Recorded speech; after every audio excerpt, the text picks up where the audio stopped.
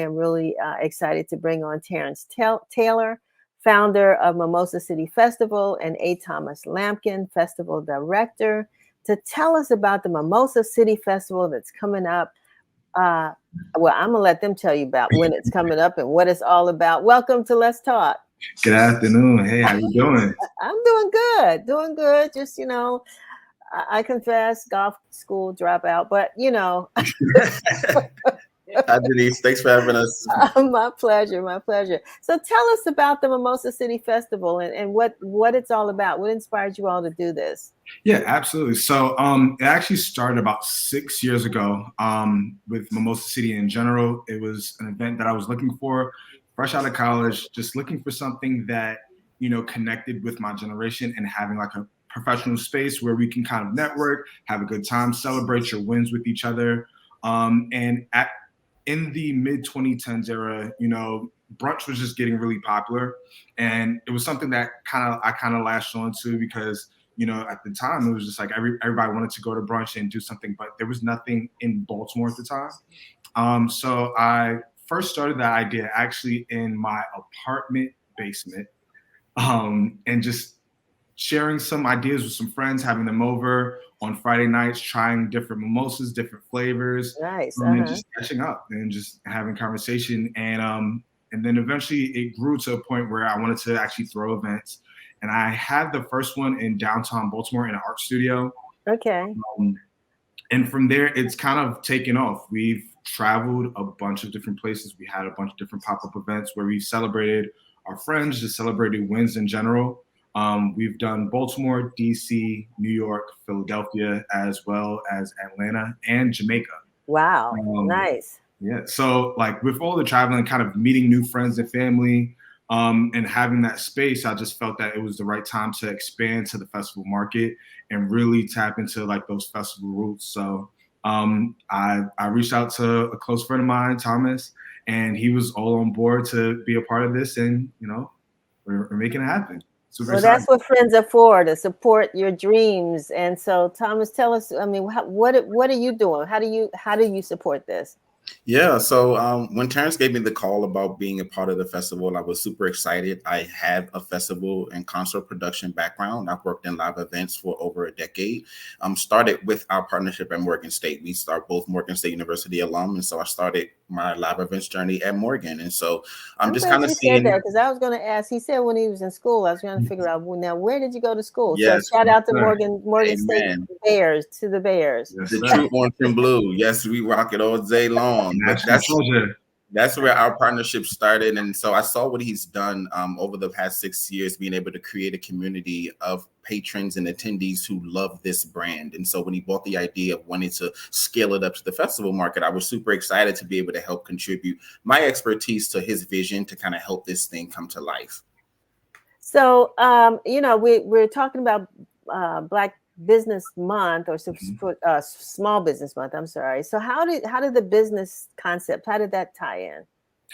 Yeah, so with the business portion, I actually started a small business, Chase Experiences. So it started out as doing event production and everything like that. But one thing that was very major to me was establishing a community around me.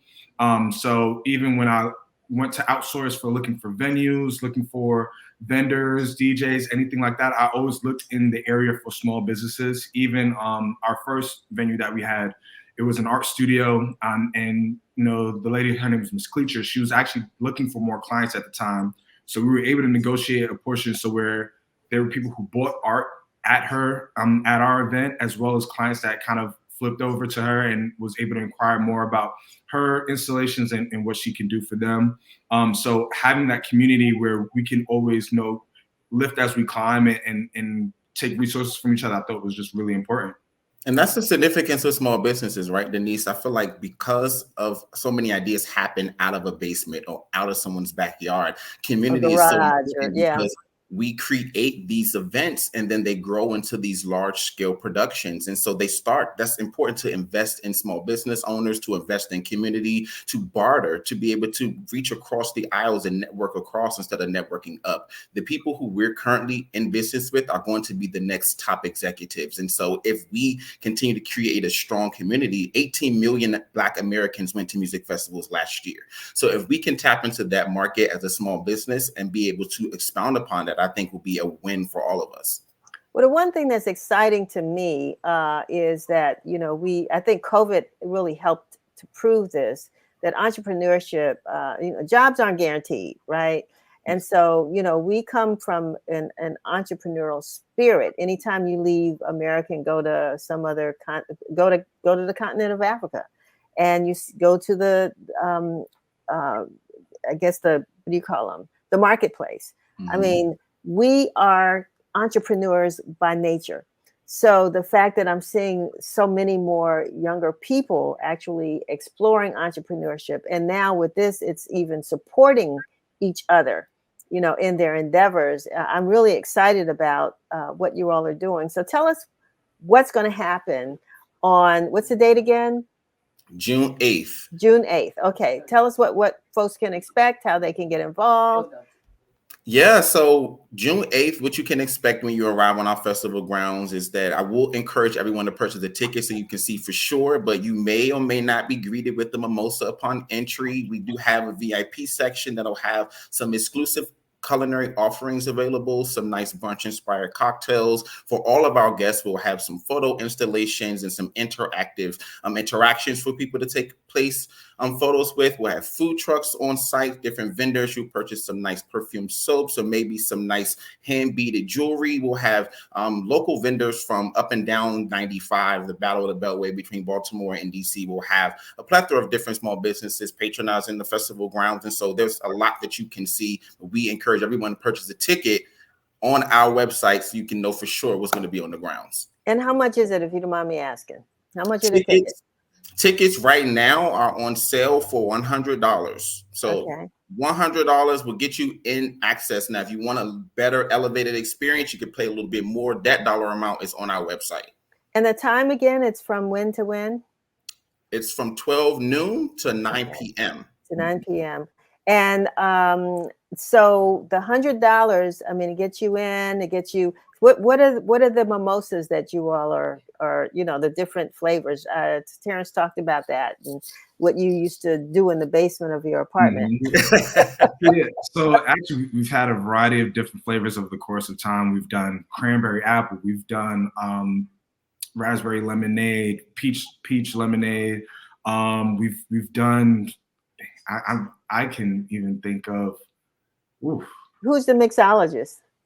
I don't know if that's the right term, but yeah. So we've had a variety of mixologists, bartenders, even some sommeliers over the course of the 6 years. Okay. So who we have for this year is a little bit of a surprise, and I once again just encourage you, get a ticket. As soon as you come, trust me, you'll be greeted with that mimosa and just have a great time and experience with us. Wonderful. It sounds like a great event, and it are there any? Well, you talked about the woman that had the art store. I mean, that was able to sell art to a broader audience. And is there any other sort of example of businesses who've actually come and grown as a result of participating in this event in the Mimosa City Festival?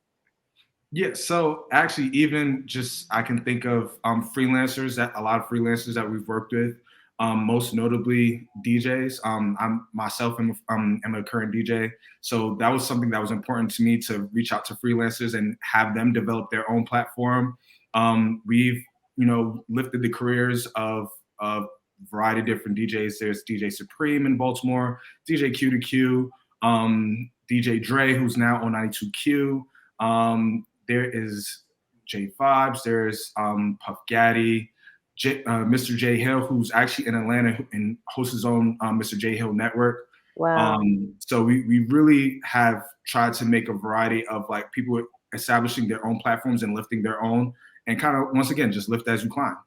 Let me ask you before I let you go, because I am curious. We talked about the flavors of the mimosas, but I want to know about the flavors of the audiences. I mean, you've been in all these different cities. Is there anything that distinguishes one city from another, which says this is why we need to go back? Or, are they all pretty much the same? I would say for me, I mean, every city is unique. So I'm originally from Brooklyn, New York. So New York for me is home. But at the same time, Baltimore has been a second home for me. I've been out for 13 years and fell in love with the culture, the ambiance of it. Baltimore is a city. If you love it, it loves you back.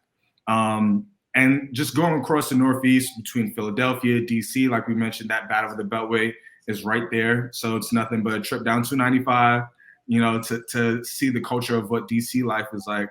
And even Atlanta, just growing my network and growing to a place where, having friends that moved to Atlanta, friends that have established their own grounds, and kind of just making sure that we all have our experiences. Like at the end of the day, all these major cities, we all share the same experiences. We all come from the same type of cloth one different way.